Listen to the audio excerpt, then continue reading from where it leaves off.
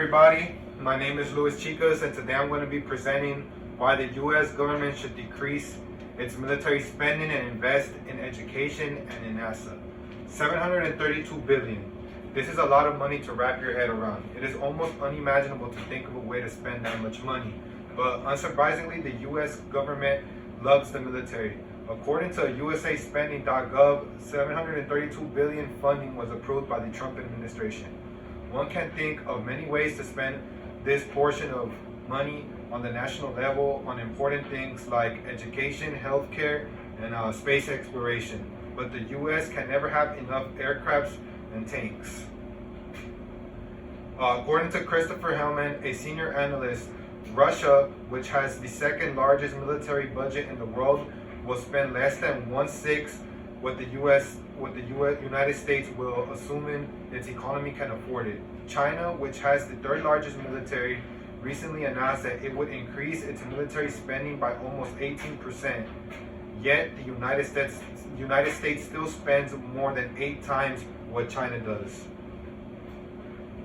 It is blatantly obvious that the U.S. military has an over-the-top advantage on all countries, yet they are still getting almost 50% of the national budget when this should not be the case. There is no need to spend that much money on the military when the education system is failing and teachers are constantly being underpaid. According to the Railway and author of Education Week, in states across the South and West, including in Arizona, Idaho, and West Virginia, where chronically low teacher pay has inflamed teacher shortages and caused political angst. Not only is the education system underfunded, but NASA is too. According to planetary.org, NASA gets less than 1% of the national budget. Just imagine what can be possible in space exploration if they receive more funding. It is simple. The simple solution to this problem is for the U.S. government to better distribute the national budget. It seems like people in power live in fear of a military threat as if we were still in the Cold War.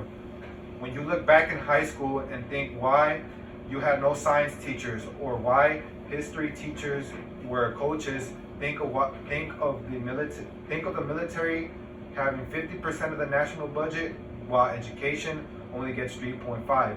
When you think of NASA, the program that sent humans to space, borrowing equipment from SpaceX, think about how they only get less than 1% of the national budget.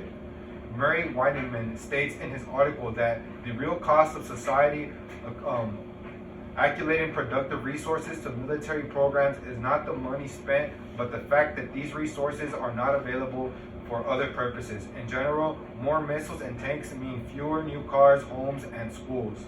If we the people cannot get the government to fund things that actually matter, then this will be a never-ending problem in this country. Simple things that can greatly improve the future of this country are not possible because of the ridiculous amount of money spent on the military. Do we need more aircrafts and tanks, or do we need more educated people and a better space program to understand our place in the universe? The U.S. military is miles above everyone else, and there is no need for a constant increase in their budget every couple of years, but there is a necessity for a decrease. In conclusion, the U.S. should not spend that amount of money on the military because the threats that are affecting American people are internal and not external. There is not a world war going on that the U.S. is involved in, and the countries that are considered a national security, that are considered a threat to national security, are so weak compared to the United States that it should not be a problem. Cut the military budget and fund the education system so that Americans can have a better education and that one day we can have a place beyond the stars. Thank you.